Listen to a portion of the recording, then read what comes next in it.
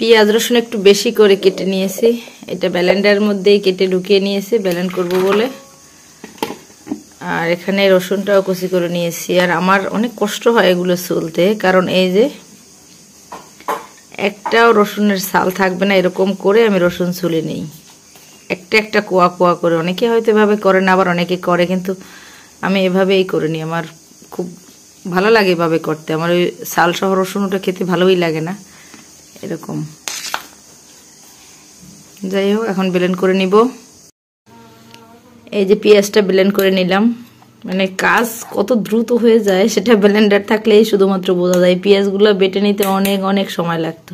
আর আমি খুব একটা মিহিন করি না, এরকম একটু ভাঙা ভাঙা। এরপর রসুনটা ব্লেন্ড করে নিব। এই ব্লেন্ডারটা মাশাআল্লাহ অনেক ভালো।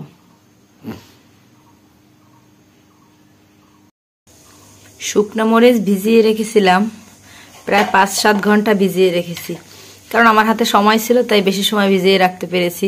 আর যাদের হাতে সময় কম তারা 2-3 ঘন্টা ভিজিয়ে রাখলে হয়। এই যে একদম নরম হয়ে গেছে। এখন ব্লেন্ডারে দিয়ে ব্লেন্ড করে নিব। আর এই মরিচ দিয়ে মানে গোশ রান্না করলে সে যে কি সুন্দর একটা কালার আসে, মানে বলে শেষ করা যাবে না। গুঁড়া মরিচ যতই খাঁটি হোক এত সুন্দর কালার হয় না, কিন্তু বাটা মশলার কালারটা আসলে অন্যরকম। এই যে ব্লেন্ডার নিয়ে নিয়েছি, এখন ব্লেন্ড করে নিব। কেউ পাটায়ও বেটে নিতে পারেন, একই রকম হবে। এই যে ব্লেন্ড করে নিলাম। ব্লেন্ড করে নেওয়ার পরে এই যে কালারটা দেখেন কি যে চমৎকার। আর আগে আমি যে ব্লেন্ড করে নিয়েছিলাম তার এতটুকু অবশিষ্ট আছে, এটা 1 কৌটো করেছিলাম, এখন এতটুকু আছে, যার কারণে আবার একটু করে নিলাম, আবার 1 কৌটো হয়ে যাবে। হয়তো পাটায় বেটে নিলে এর থেকেও সুন্দর হবে। মানে পাটায় বাটা সব থেকে বেস্ট, কিন্তু পাটায় বাটতে হয়তো অনেকেই, আমি যেমন পারি না, অনেকেই পারে না, হাতে ঝাল লেগে যাবে বা কষ্ট হয়, হাত মানে জ্বালা পোড়া করে। কিন্তু মোটামুটি যাই মিহিন হয় তাতে রান্নাবান্নার কাজ চলে যায়। সেই হিসাবে বলা যায় যে যারা ব্লেন্ডার আছে তারা ব্লেন্ড করে নিতে পারেন, অনেক সুন্দর কালারটা আসে। মশলা কৌটায় ভরে নিয়েছি, 1 কৌটো হয়ে গেছে, আর কৌটায় জায়গা নেই, মানে আর ধরাচ্ছে না। আর এখন এতটুকু অবশিষ্ট আছে, এটা দিয়ে হয়তো আজকে তরকারি রান্না করে ফেলবো। আর শুধু যে আমি মরিচ এভাবে ব্লেন্ডার করে নিয়েছি তা কিন্তু না, আমি অনেক কয়টা আইটেমের মশলা এরকম ব্লেন্ড করে নিয়েছি, সবগুলোই আপনাদের সঙ্গে শেয়ার করব। গোশ রান্না করে নিচ্ছি। আর এখানে পুরোটাই কিন্তু সলিড গোশ, মানে হাড়গুলো সব সরিয়ে নেওয়া হয়েছে, ওগুলো আলাদাভাবে আবার রান্না করা হবে। আর এখানে সলিড গোশগুলো নিয়েছি, এটা আলু দিয়ে ভুনা করা হবে। আর ওই যে বাটা মশলা দিয়ে রান্না করছি, যার কারণে কালারটা এত সুন্দর আসতেছে মাশাআল্লাহ। কালারটা দেখলে চোখ জুড়িয়ে যায়। গরুর গোশ নিয়ে আসছে, আর এখন গরুর গোশ রান্না করা হবে।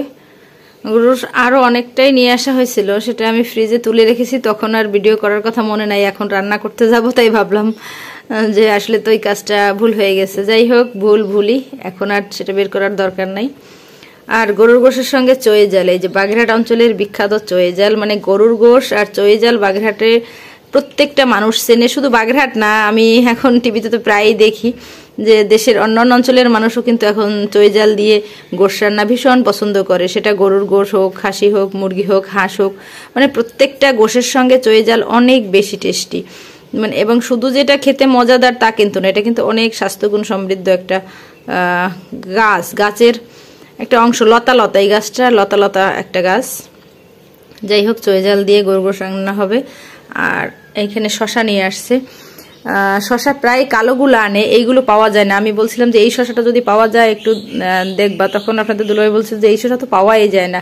ভাগ্যক্রমে আজকে এই শশাটা পেয়েছে। এই শশাটা খেতে ভীষণ ভালো, একটু হালকা হালকা হলুদ, এই যে, এবং মিষ্টি লাগে, খেতে অনেক ভালো লাগে, নরম। আর যেগুলো একদম কালচে সবুজ রঙের, ওগুলো কিন্তু খেতে ভালো লাগে না আমার কাছে, কারো কাছেই হয়তো ভালো লাগবে না। এই হালকা হলুদ শশাটা কিন্তু খেতে ভালো লাগে। যাই হোক, এখন রান্নাবান্নায় যাচ্ছি।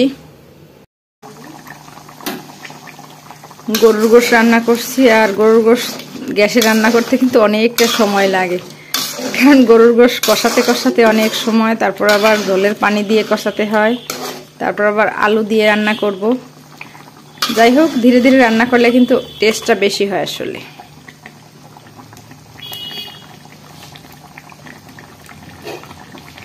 ঢাকনা দিয়ে দিচ্ছি। গরুর গোশত রান্না শেষ প্রায়।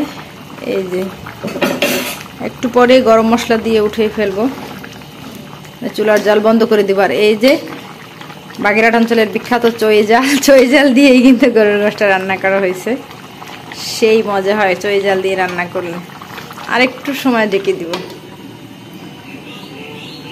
বেশি ভালো লাগছে।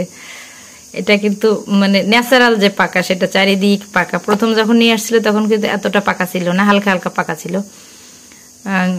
ঘরে বসে একা একা এতটা সুন্দর হয়েছে। অথচ অন্য সময় যদি এরকম একটা টমেটো পাওয়া যেত তখন কিন্তু বোঝা যেত যে এটা আসলে ন্যাচারাল ভাবে পাকানা, কোলেস্ট্রলে রাখা বা কোনো কেমিক্যাল দিয়ে পাকানো। কিন্তু এটা তো বোঝা যাচ্ছে ন্যাচারাল ভাবে পাকা। মানে আপেল বলেন, কমলা বলেন, যত দামি ফলই হোক না কেন, এই মুহূর্তে এর থেকে মনে হয় দামি আমার কাছে আর কিছুই নাই। এত বেশি ভালো লাগে। ভাত খেতে ইচ্ছে যদি নাও করে, এরকম একটু সালাদ দিয়ে অনেকগুলো ভাত খেয়ে ওঠা যায় এবং অনেক রুচি হয় মুখে, ভালো লাগে। শুধু যে ভাত খাওয়া না, শুধু সালাদ খেতেও আমার ভীষণ ভালো লাগে।